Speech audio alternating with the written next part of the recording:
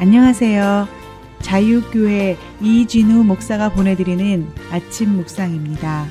오늘도 예수 그리스도의 향기를 내는 복된 하루가 되시길 바랍니다. 6월 1일 화요일 아침 묵상입니다. 오늘은 증거의 장막이 있었으니 라는 제목으로 사도행전 7장 44절로 50절 말씀 묵상합니다.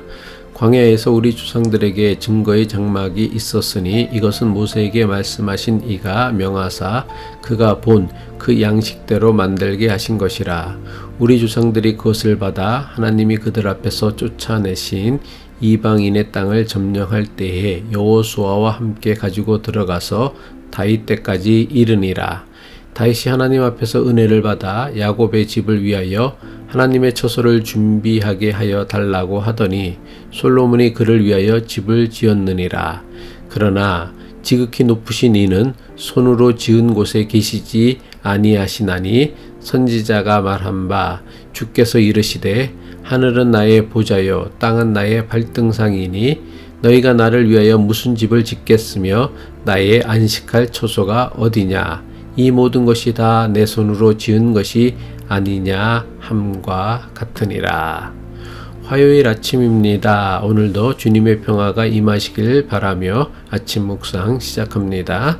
하나님께서는 모세에게 광야의 여정을 지내야 하는 이스라엘 백성을 위하여 특별한 장막을 만들게 하셨습니다. 사도행전 7장 44절이죠. 광야에서 우리 조상들에게 증거의 장막이 있었으니 이것은 모세에게 말씀하신 이가 명하사 그가 본 그 양식대로 만들게 하신 것이라. 스데반은 이 장막을 증거의 장막이라고 설교했습니다. 증거의 장막은 훗날 솔로몬에 의해 지어질 성전의 모형이라 할 수 있습니다. 스데반이 설교하고 있는 증거의 장막에서 증거는 하나님께서 모세에게 주신 십계명을 새긴 두 돌판을 의미합니다. 출애굽기에 따르면 십계명을 새긴 두 돌판을 증거판이라고 부르고 그 증거판을 넣은 상자를 증거궤라고 불렀습니다. 출애굽기 40장 20절로 21절의 말씀입니다. 그는 또 증거판을 궤 속에 넣고 채를 궤에 넣고 속죄소를 궤 위에 두고 또 그 궤를 성막에 들여놓고 가리개 휘장을 늘어뜨려 그 증거궤를 가리니 여호와께서 모세에게 명령하신 대로 되니라. 하나님께서 모세에게 만들게 하신 장막에다 증거궤를 보관하게 하셨다고 해서 스데반은 증거의 장막이라고 설교한 것입니다. 다시 말해 증거의 장막은 십계명을 새긴 두 증거판을 담은 증거궤를 보관하는 장막을 의미합니다. 이스라엘 백성들은 증거궤를 보관하는 증거의 장막에 거룩하신 하나님께서 임재하신다고 믿었습니다. 그래서 증거의 장막을 성막이라고도 했습니다. 또한 증거의 장막은 사람과 하나님이 만나는 곳이라고 해서 회막이라고 부르기도 했습니다. 출애굽기 29장 43절입니다. 내가 거기서 이스라엘 자손을 만나리니 내 영광으로 말미암아 회막이 거룩하게 될지라. 하나님께서 모세에게 명하여 만든 장막을 무엇이라고 부르든 중요한 것은 이름이 아니었습니다.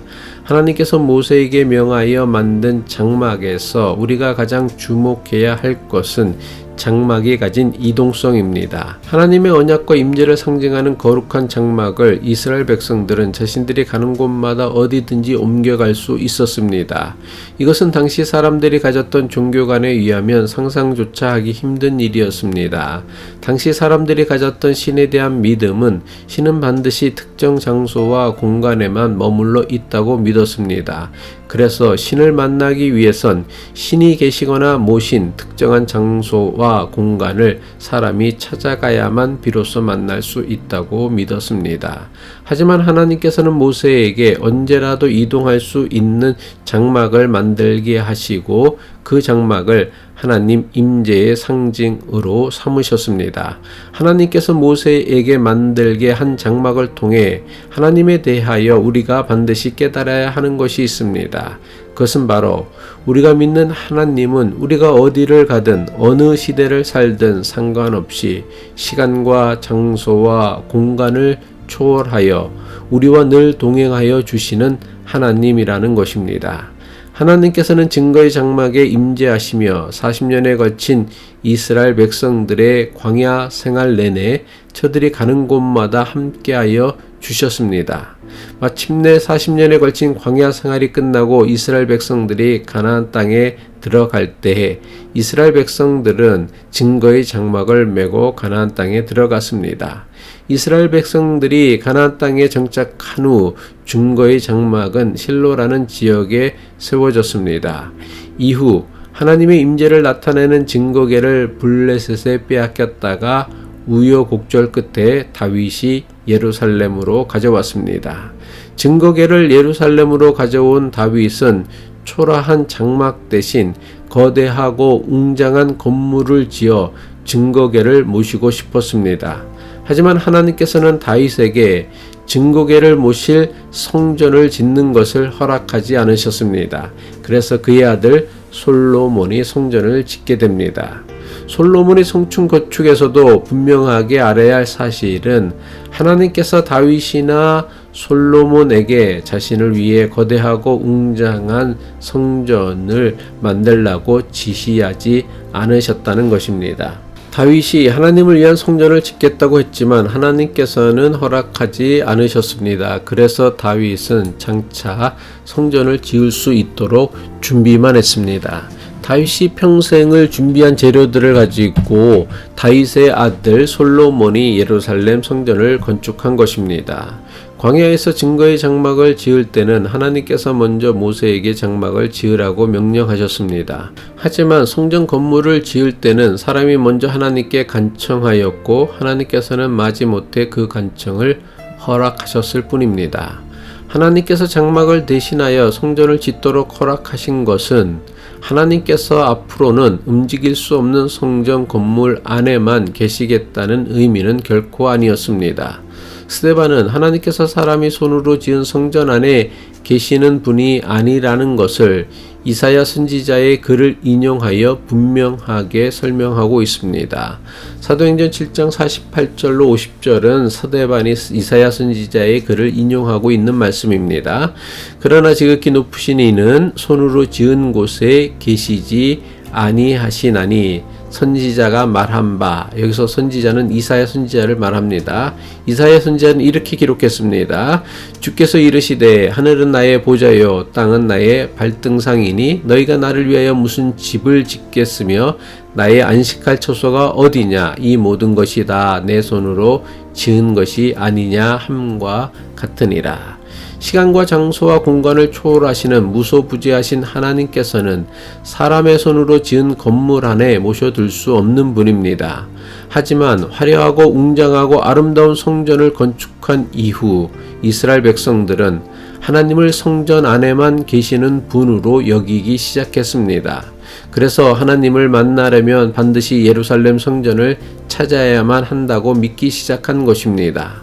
결국 오랜 세월이 지나며 이스라엘 백성들에게 예루살렘 성전은 하나님을 대신하는 우상이 되어버린 것입니다.